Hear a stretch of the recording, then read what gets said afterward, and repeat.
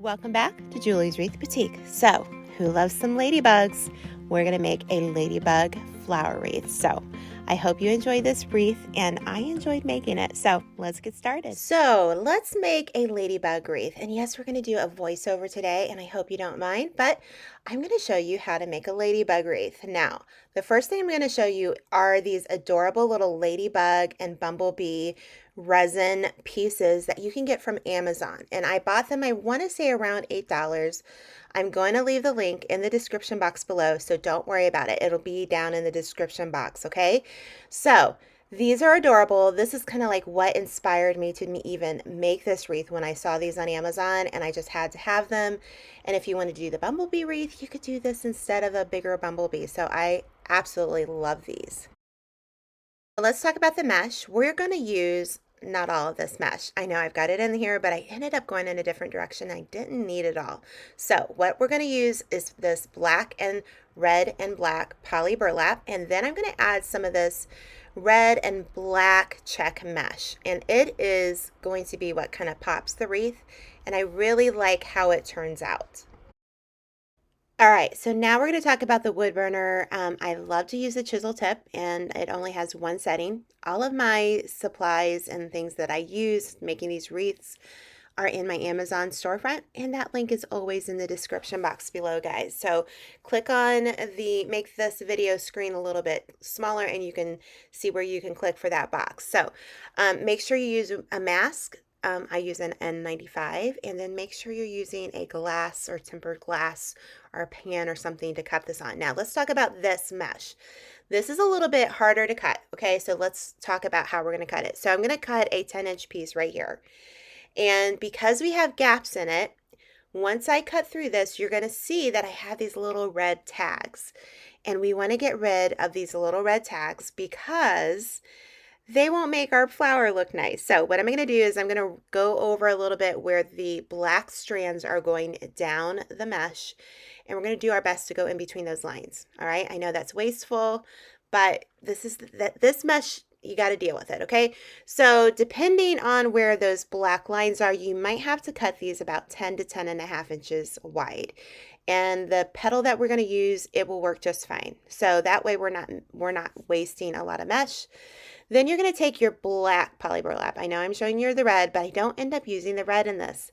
And you're going to cut about 15, I believe. Yeah, I think it's 15 petals for the black, and about 10 to 12 petals of the other mesh I just cut, and about, I want to say 8 to 10 of these. Now, this is like a deco mesh, poly jute, poly burlap blend. So if you just take your time, it's going to take a little bit longer to cut, but you can cut it. So it gives you that nice melted kind of finished edge. So now let's talk about the center that I just dropped. This was a brown center that I painted. I spray painted 2 coats of black matte spray paint over it. I'm going to take a wire. First, I would put the pins in this before I put the glue. I don't know why I put the glue first, guys. I wasn't thinking that day, but I did. So now you're going to see me get my floral pins out and say, oh yeah, I forgot to add this. So let's add it, and we're going to put 2 of these down. I'm going to use my scissors here in a moment to kind of push it down. Dual purpose scissors. What am I going to tell you? I'd like to do that. So anyways, we're going to do that. And then, there's the scissors, guys. Don't you love these voiceovers? They're so much fun. I like to make fun of myself while I'm doing it. But then I'm going to take some felt, and I'm going to just glue a piece of scrap felt over top of that. And then I'm going to take my little favorite pens that I discovered a few years ago, and they're quilter pens and they're tpins. And I just love them. I love the little flat head. I think I got these. You can get these in my Amazon storefront, but you can also get them at places like Hobby Lobby, Michael's, and Joann's. So let's talk about the ladybugs. All right, I talked about this at the beginning of this video, and I just think they're adorable. I'm going to show you what a bee would look like, and you could put several bees on there. They've got bigger sizes of the bees. They have like 2 sizes of the bees actually, and then you're just gonna, I just hot glued these on. Now, my hot glue is the Gorilla Glue, so keep that in mind before you start doing this. And all you're going to do is use that Gorilla Glue and the glue sticks, and you're just going to put it wherever you want on this flower center. And that's what I like about these flower centers. You can spray paint them different colors and make them the color you want. And I had fun with this. I thought adding all these little ladybugs was just going to add a special little touch. And what I also liked about it was that now I have bumblebees to make bee wreaths. I can make more ladybug wreaths, and it was like $8. You cannot go wrong with that. So let's talk about the frame. We're going to use a 10-inch wreath frame and some plastic canvas. And you guys know the drill here. We're going to use a marker. We're going to draw out the circle on the inside of our wreath frame, and then we're going to cut it out. And then we're going to attach it with these little zip ties I show you in the picture there. So let's talk about the petal that we're going to use here. The petal is really important. We're using the 10-inch poly burlap. And I love these zip ties. Again, I get them from Amazon. They're going to be linked in that crafting must-haves. And I'm going to use the second wire on this frame. Okay, we're not going to use the first wire. We're going to use the second. So bottom and top finished edges, we're going to meet in the middle, and then we're going to gather. I'm going to flip it over, and then I'm going to take the left petal and slightly overlay it over top of the right petal, okay? Because I want those finished edges, I want those to be what's showing in our wreath here. So this is a 10-inch wreath form, and this has 5 sections. Now, not all of these 10-inch wreath forms will have 5 sections. This one does. So we're going to put one petal on each of the brackets first, and then we're going to go back and fill in with petals here. If you only have a 4 bracket 10-inch wreath frame, or maybe you want to use a 12-inch wreath frame and add an extra layer of petals, you can totally do that.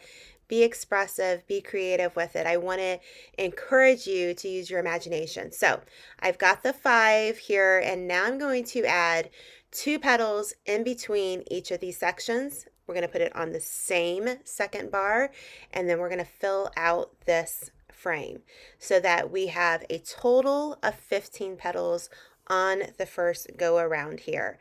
So just keep doing that basic petal, and it will be beautiful. And you could use any color. If you wanted to make a bumblebee wreath, you could do that. If you wanted just to make a different wreath altogether and just use different colors, go right ahead. So once you have that first layer done, we're going to take this like check mesh. I'm not sure what it's called exactly, but we're going to make that single petal fold. Just like we did the black, we're going to do that with this. I really like the way it looked. So I thought, where do I want to put this? And actually, we're going to put this on like the bar and almost the canvas here.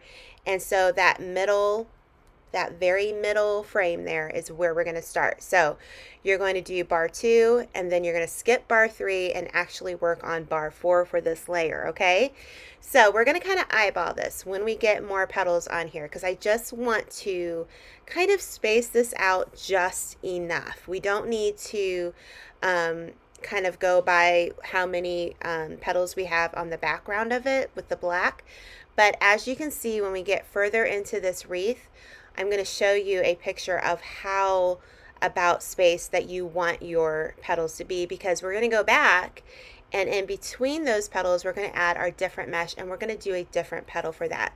So just keep adding these beautiful petals, and it's just really going to pop for you here. Remember, you can do the bumblebee wreath this way. You're just going to use the yellow and black instead of the red and black. Now, where did I get all this mesh? I got it at any of the places that I purchase online. You can get it from the Trendy Tree, Mel's Crafty Mojo, the Wreath Shop.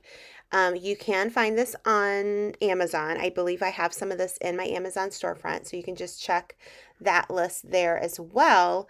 But make sure you click on the description box, guys, and find where I have all the different links for these places. They are my affiliate links, and I really appreciate it when you purchase from them.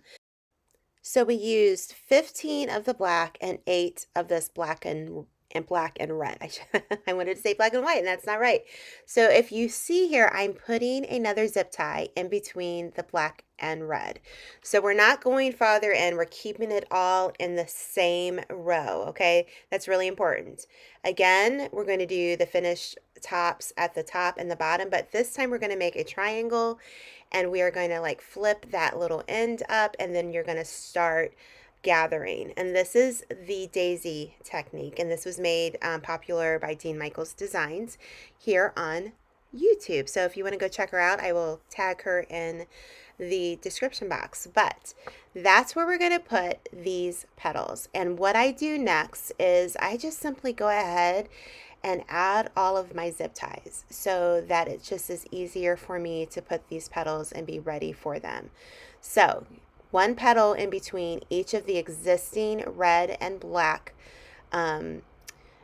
check mesh. I'm not really sure what you call it. If you know what to call that, will you let me know in the comments below, because my brain is just doing a freeze here, and I know that some of you guys are going to know what to call that mesh that we used on the previous row. So if we had 8 petals on the second row, I believe we're going to want to do 8 petals on the middle row. It's like the same row of the second one, but you get my drift.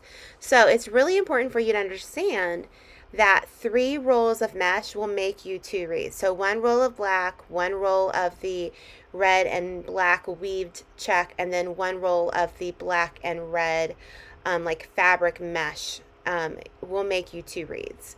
So that's pretty much a good deal. I love how we can make our mesh go a little bit farther. But anyways, you're going to keep making these daisy petals, and you're just going to keep adding them to your frame. Also, if you didn't want to use this mesh and you didn't have any of this mesh, or maybe you can't find it, you could use a layer of the red petals in here. I think that would be really super pretty. If you didn't want to do this daisy petal, you could do the same single fold petal like I've been showing you before. But the fun part about flower wreaths is that you can use all sorts of petals to make a beautiful flower wreath. And I do have a flower petal video that I will link in the description box below if you haven't watched it. It's like Flower Petals 101 or something like that. But I put it out last year on my YouTube channel, and I think you might find it really super helpful. So if you want to just go and click on that after you're done watching this and learn some other petal techniques in one video, it's the perfect video to watch. So I'm just going to keep putting these petals, and then we're going to put the center on. And now I'm done. I think this is so pretty, and you could do all sorts of centers. I even have a center video that you could do, but since we're doing the ladybug thing, we're going to do this. So you're going to take your wires, go down into that plastic mesh. That's what makes this frame so versatile. I love getting the plastic mesh. You can get it at Michael's, Joann's, in the yarn and embroidery section. And then I'm going to flip it over, and then you're just going to secure it by twisting it together. And then you're going to twist it a few times, cut off the excess, and then I just poke those wires back into my canvas mesh. Then what we're going to do is we are going to grab a piece of felt. I always keep a lot of felt on hand so that I can poke holes through it, and I can just go ahead and attach it to the back of the frame. Makes it look so neat and tidy and just so pretty. So use little zip ties is all you got to do, and then you're just going to go around the frame. You're going to hang this flower by the frame itself. I just kind of feel like the wreath frame itself is such a better hanger than adding a loop. I do have to add loops to certain wreath designs if this doesn't work, but just know you're going to go all the way around, cut your little zip ties, and then flip them on the inside, and it'll be beautiful. So you're just going to go through and you're going to kind of fluff it up. So here's the finished product. I hope you make one of these wreaths, and if you do, make sure to message me. I loved making it with you today. So if you made it this far, leave me a ladybug in the comments and make sure to subscribe. And we'll be here next Sunday night, 6 p.m. Eastern Standard Time. Can't wait. Bye-bye.